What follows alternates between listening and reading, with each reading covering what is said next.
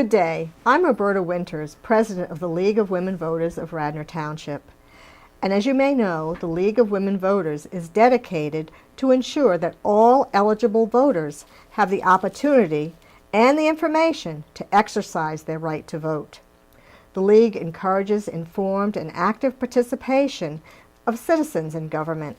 We work to increase understanding of major public policy issues and influence public policy through education and advocacy. Today, we are here to learn about the ballot referendum that you will soon see on November 7th. It reads as follows. Shall the Pennsylvania Constitution be amended to permit the General Assembly to enact legislation authorizing local taxing authorities to exclude from taxation up to 100% of the assessed value of each homestead property within a local taxing jurisdiction, rather than limit the exclusion to 1/2 of the median assessed value of all homestead properties, which is the existing law. Now, just what does this mean, and what are its implications? To help us understand, we are fortunate to have with us a panel. They are Joel Sears, Larry Feinberg, and Susan Spica. I'll let them introduce themselves so that you can become familiar with their backgrounds and also the basis for their perspective today. Joel, I'd like to begin with you. Thank you, Roberta. My name is Joel Sears, and I'm from York, Pennsylvania, where I operate a small information technology business. I'm president of the York County Taxpayers Council, which is a charter member of the Pennsylvania Coalition of Taxpayer Associations.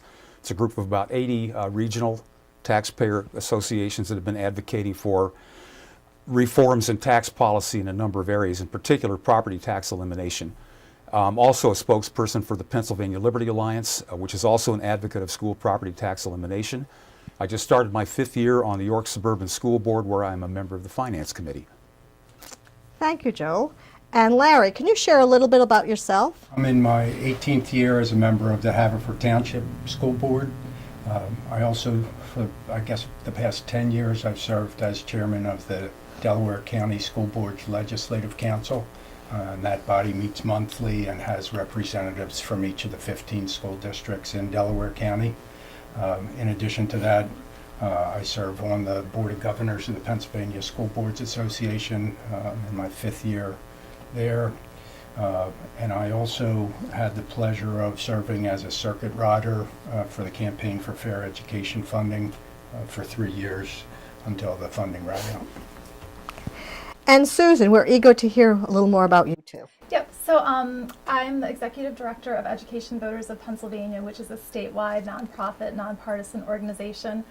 We have supporters in most of Pennsylvania's counties, and what we advocate for is fair and adequate funding for every public school so that all children receive the opportunities they need in order to get a good education and be able to graduate ready for the workforce or ready to go into higher education. And I spend a lot of time with education voters traveling throughout the state, talking to parents, so from Clarion to State College to Wilkes-Barre. And you know, we talk to a lot of parents who work really hard. They work with their hands, they work with their backs, they work 2nd and 3rd shifts, and what they want is for their children to have an opportunity to have a really bright future. And so we fight for kids in every single school district to be able to go to great schools.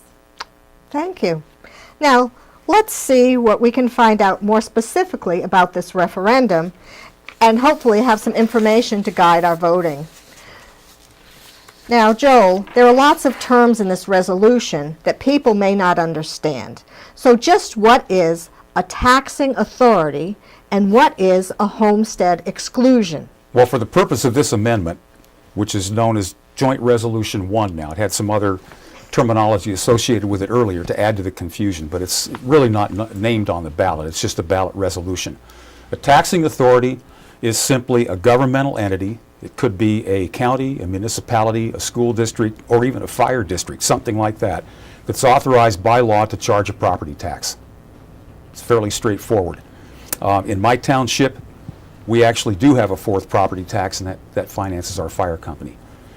A homestead exclusion is an amount of money by which the assessed value of an approved homestead, and I have my little card here to show evidence of what you might have too. This is a piece of paper that I got from York County that says my property is a qualified or approved homestead, and taxpayers should make sure that they have these. Property owners should make sure that their properties are approved. That's what they're looking for. And that allows this taxing authority to take a certain amount of money, a set amount of money for each homestead, reduce the assessment by that amount, so therefore you would get a reduction in your associated property tax equal to that, equal to your millage times that assessed value reduction. That's currently applied with Act 1 money that distributes gambling funds. If you take a look at your latest school property tax bill, you will see an amount. If you have one of these cards and your school district participates, which I believe all do, you will see an amount by which your assessment has been reduced, and that shows your how to calculate your relative reduction. This year in Radnor Township, for example, that reduction will be about $330. So the bottom line is everyone who has a home that they live in primarily and gets the forms filled out for a homestead exemption, they can get some money off of their property taxes right now because of the gambling. And should have been receiving that since about the 2006-07 school year. So that's important for everyone to know, that they already have some monies coming back because of the gambling money, if they've in fact filled out those forms. That's correct. And you can actually see that on the township websites, and I checked Radnor's before I came. Properties are, and it would be a Delaware County website, assessor's office or something to that degree. You look up your property and you'll see right away if it's approved. And that goes for Haverford Correct. and for Montgomery County and our neighboring school Correct. districts as well, Chester County. So, Susan, if this resolution were approved, would there be a change in property taxes for people right away? So no, people wouldn't see any difference right away. They might not ever see any difference because in order for anything to happen, the state lawmakers have to enact legislation. So the first thing that they would have to do is officially amend the Constitution. And they would have to say that they would be willing to exempt up to 100%. Passing this doesn't mean that the legislature will necessarily exempt up to 100%. They have the option to exempt up to 100%. And then the voters also need to understand that lawmakers can't just create money that will make property taxes disappear. So part of the process will be state lawmakers identifying new sources of revenue that could be used to replace the current property taxes that are supporting our schools and our municipal services. And so nobody knows what would happen, nobody knows what they might enact, and so we don't know, since it's a tax shift, we don't know who the winners and the losers would be. And it will take a really long time for the legislative process to work, and so we hope that people will continue to pay attention if this actually is if this passes, so that we can be part of the process to make sure that whatever they do is something that is going to be beneficial, at least from Ed Voters' view, beneficial for school districts. And I believe from my League of Women Voters experience that legislation would have to pass for 2 consecutive sessions, as well as be approved by the voters on another referendum for this constitutional amendment to become law. Well, that's what's happening November 7th of this year. We get the first. We've already gone through the 2 legislative sessions. This would then make this part of our Constitution, after which, as Susan said, we need the enabling legislation to make specific provisions for replacement funds if they're necessary. Now understand, this is not just a school property tax bill. This is a general property tax bill. And there are, believe it or not, a couple townships in the state that actually have used the current exemption and they've hit the maximum. And they don't need enabling legislation. They could actually go, the day after this is passed and put into the Constitution, they could then take whatever measures they wanted to increase their exemptions to 100% the day afterward. Okay, that's interesting. Joel, would you want to add anything to that? Larry had a question. Yeah, currently, Larry, there's the household exemptions permitted under the law to reduce each assessed value by the same amount, and that can be added up to 1/2 of the average value of homesteads. If this exclusion, is that being used in Pennsylvania today, and to what extent? And I know you added something about that already, but I think Larry might want to add something in terms Yeah, of schools. As Joel said, that is being used. to bring the benefit of the gambling money, but it doesn't amount to a whole lot of dollars. In Haverford, it's $200 or $300 per property.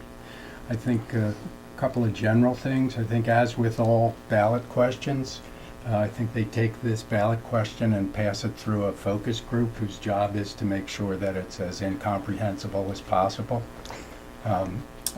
It's my feeling that when the voters go to the polls on November 7th, they're not going to have any idea whatsoever about what they're voting on. You have three folks up here who are up to their necks in education policy, and I think we're scratching our heads a little bit. I can tell you that the professional organizations for education in the state, the Pennsylvania School Boards Association, the Pennsylvania Association of School Administrators, Pennsylvania Association of School Business Officials, none of them have taken a position on this ballot question. They are purely trying to serve an educational role, as the league is, but nobody's saying, yes, you must do this or don't do this. Locally, the Radnor School District has taken a position and has asked their constituents to oppose this because they feel that they see it as a loss of local control. As Susan said, if this passes, nothing changes without subsequent enabling legislation by the state legislature.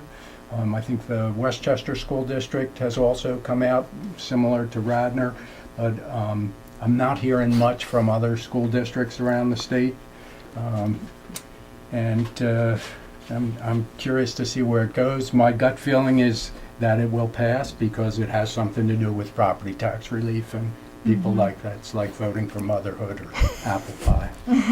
As you see it, Joel, are there problems with you using the property taxes as a source of revenue? Well, the short answer is yes, and I'm going to give you a list of things that we've been thinking about for years. I've been involved in this anti-school tax movement for 13 years, and I think we've uncovered as many of the negatives as we can and really haven't found anything positive. First of all, it's non-uniform. It violates the Constitution. We as school board members, our first official act when we went on those school boards was to take an oath to support and defend the constitutions of both the Commonwealth and the United States of America. The provisions for uniformity are being violated every time tax bills go out and every time taxes increase.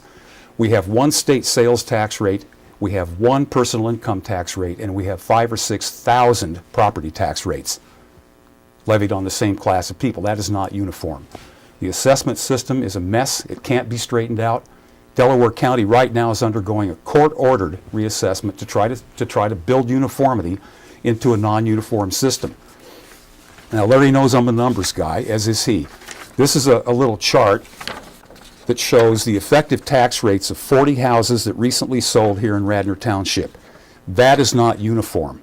This is a clear violation of the Constitution. And we as school board members participate in that every time we try to fiddle with tax rates. That's number one. Second, it's one of the most regressive taxes that I can imagine. School property taxes, like sales taxes and others that have nothing to do with income, are defined as regressive. That's an accounting term.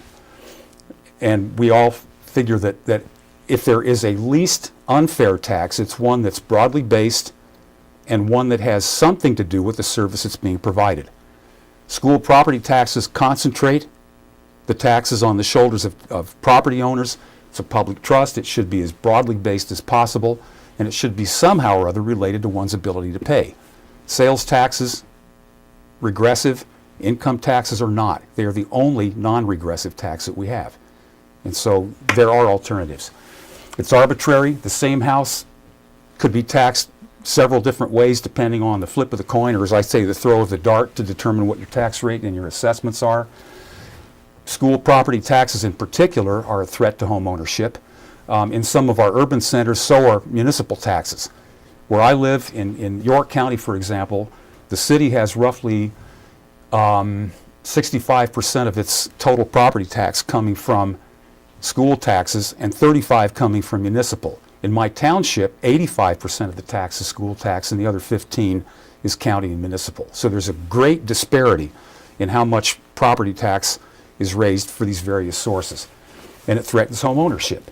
It's unstable. It's probably one of the most unstable forms of taxes if you look at the raises over the years. As I said before, we have one state sales tax rate.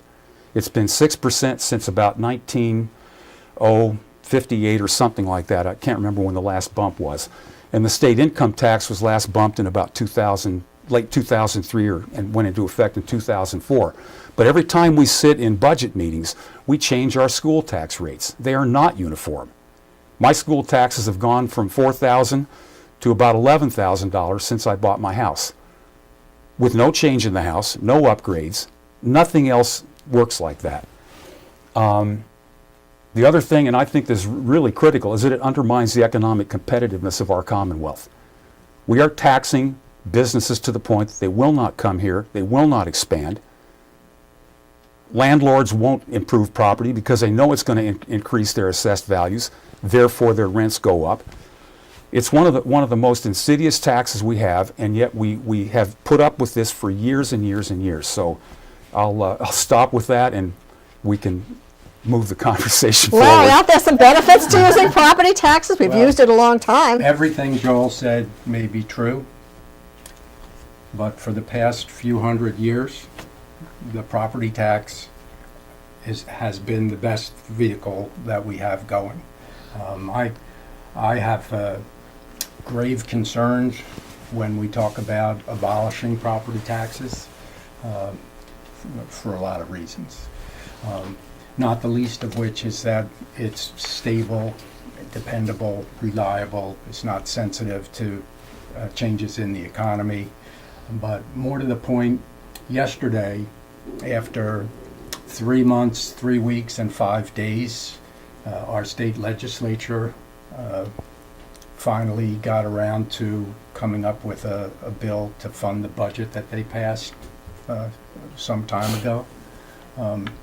If we switch away from the property tax to any large extent that is dependent upon the state legislature, they're not a reliable source, and they've demonstrated that.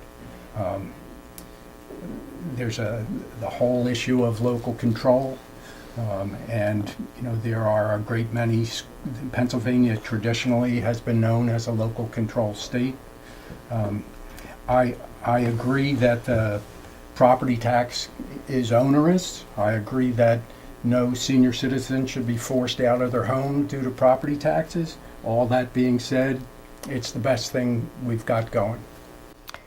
Susan, are there ways that you think property tax could be reformed to help reduce some of the problems that Joel has mentioned while maintaining its benefits?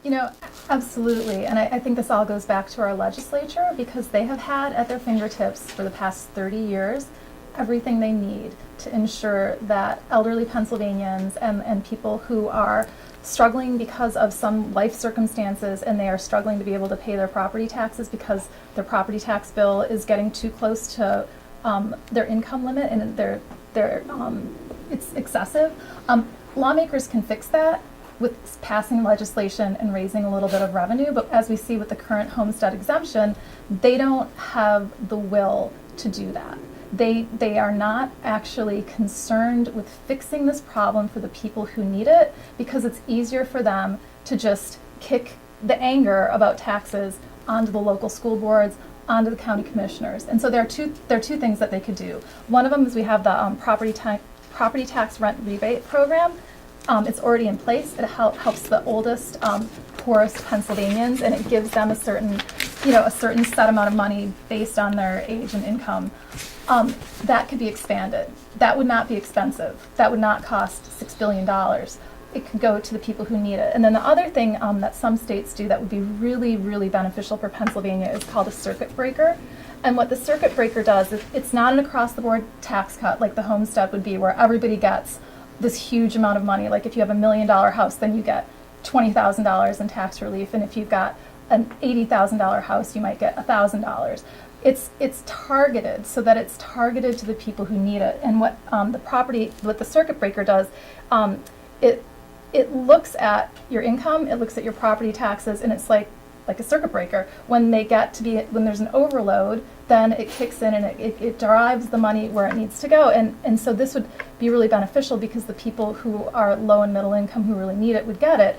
And the other thing that nobody talks about with this full homestead elimination, a lot of people right now, wealthy people, write off the taxes they pay in Pennsylvania on their federal income taxes, and they receive a benefit for that. Well, if there are no property taxes, if wealthy people aren't paying property taxes anymore, they're not going to have that write-off. So they're actually going to be paying higher federal taxes. And so a lot of money will actually be leaving the state to go to the federal government.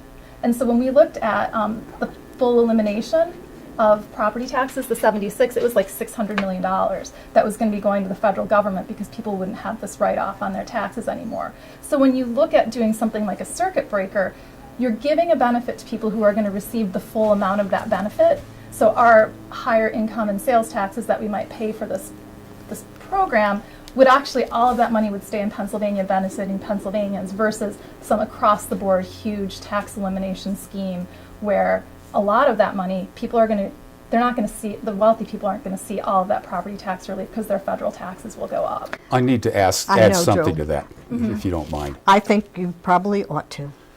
When we pay our federal income taxes, believe me, there isn't a single deduction that gives us more money than what we paid.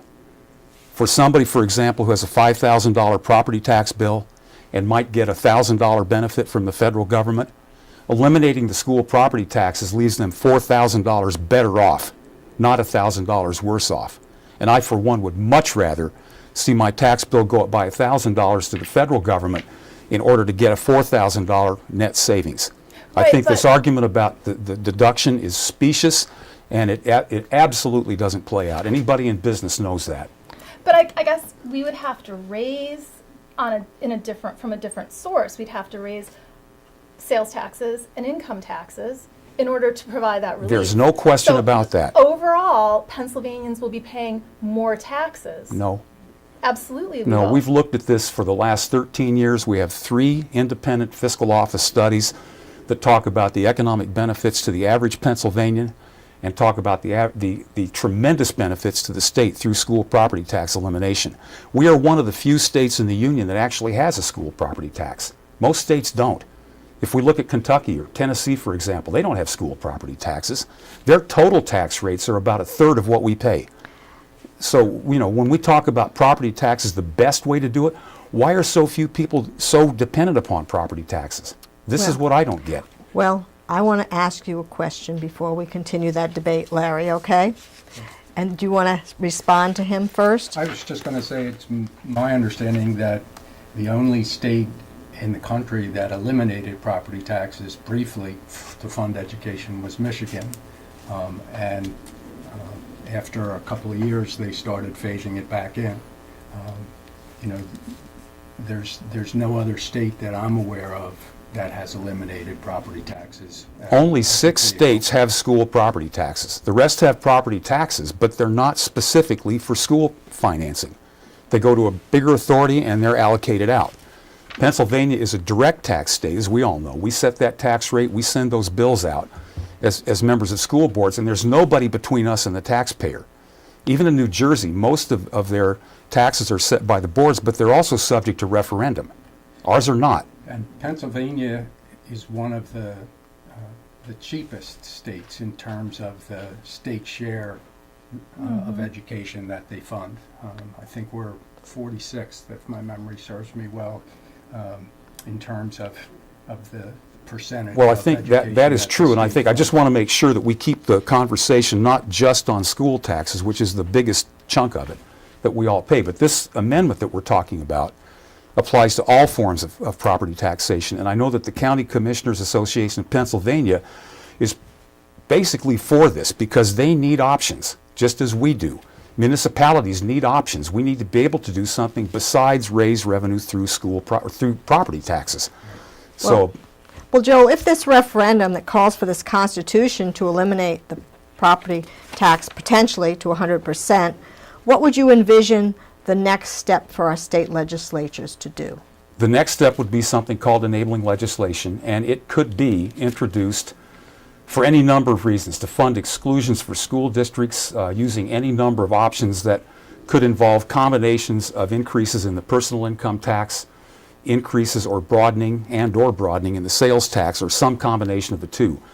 There could also be some other stream of revenue. I've heard people talk about, for example, designated chunks of severance tax, or another guy in the Carlisle district came up with something called a financial transaction tax.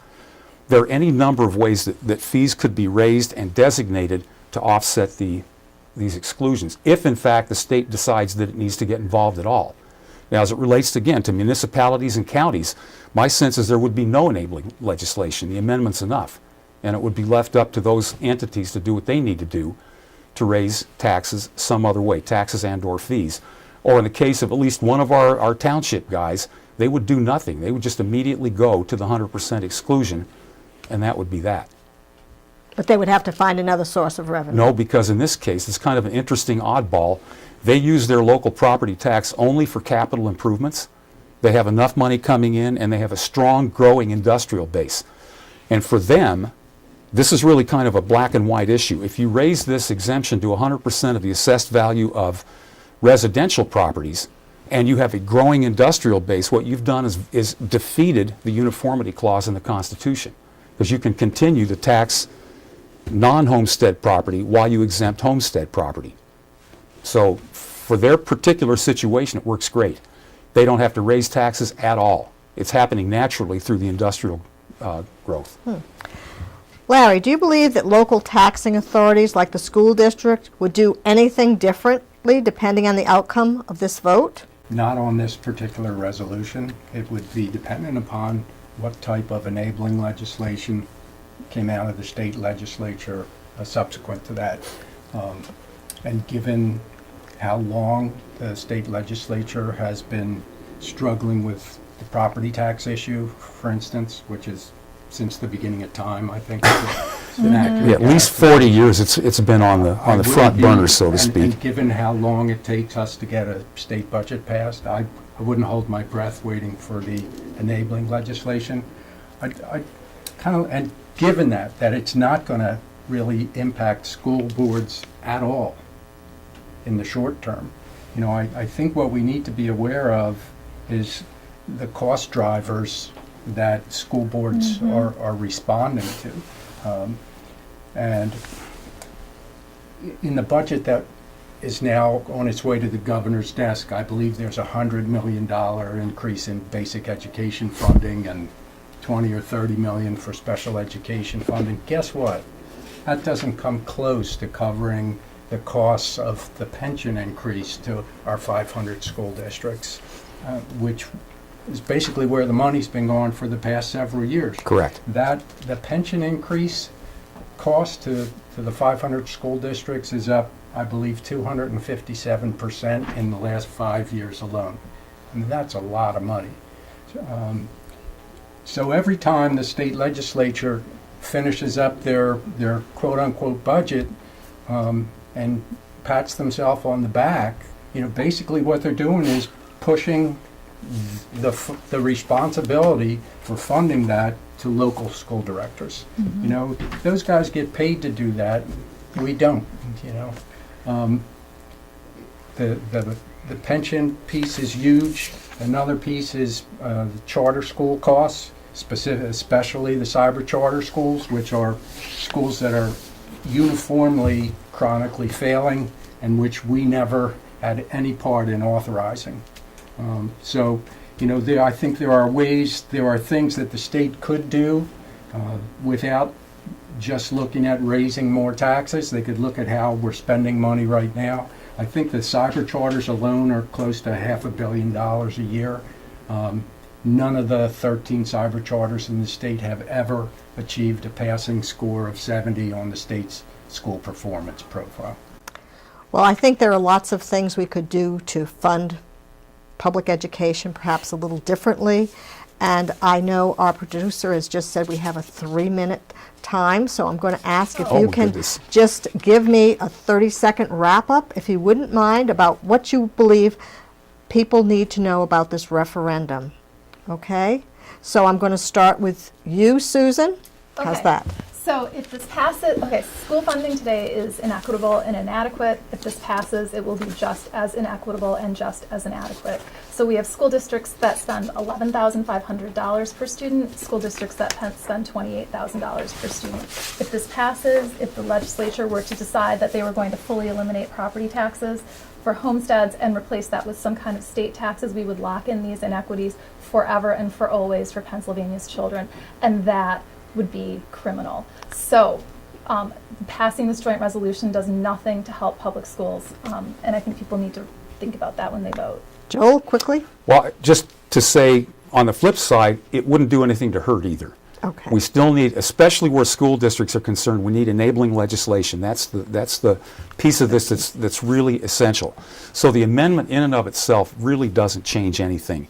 It's another tool in the tool chest, and I believe it's very important for municipalities and counties to have those options. It's also important for school funding, but the municipalities and the counties are also very dependent upon property tax, and they need relief. We all live in municipalities and counties. For those reasons, I'm going to vote for the resolution. I hope you all will too. Larry? You know, I would agree that it puts another tool in the toolbox, but that's basically it. Curious to see what happens after that. The inequity in school funding in Pennsylvania is the greatest inequity among the 50 states. And that's unconscionable. 2 days ago, I was at the William Penn School District here in Delaware County, where they were having a press conference regarding the school funding lawsuit that is that the Supreme Court just kicked back to the Commonwealth Court. There's no reason why the kids in William Penn shouldn't be afforded a reasonable amount of funding. Not saying that they need the $23,000 that Lower Merion has, but you know they should have some basic some confidence that their kids are getting a solid education. Well, I want to thank all of you for joining us as our panelists and our audience for taking time to become a better informed voter. We're most grateful to Mainline Studio 21 for providing us this opportunity and the effort of the League of Women Voters. As always, we encourage you to consult Vote 411 for nonpartisan information and to use our websites as well to find more information and, importantly, vote on November 7th. Thank you all.